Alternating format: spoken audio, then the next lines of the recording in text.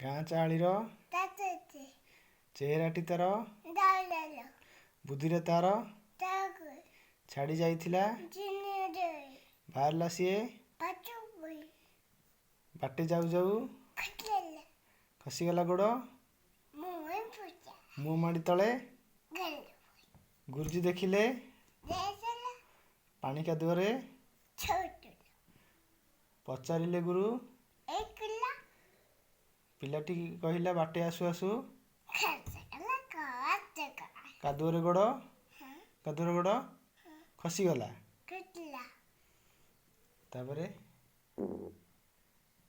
ହେଲା ଦଶହରା ଛୁଟି ବେଳ ଗାଁ ସାଥୀ ଡାକି କଲା ମେଳ। ତାପରେ ଗୋଡ଼ି ମାଟି ବାଲି ପକାଇ ସବେ ଗାଁ ଦାଣ୍ଡ କଲେ ଏହା ଦେଖି ଲୋକ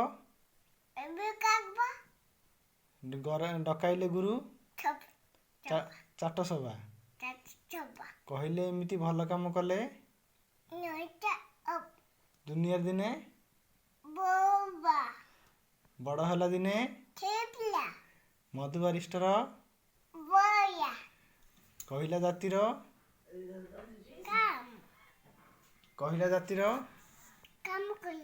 କାନେ କାନେ ଉଠିବେ ଆଉ ତୁ କେତେ ଦିନି।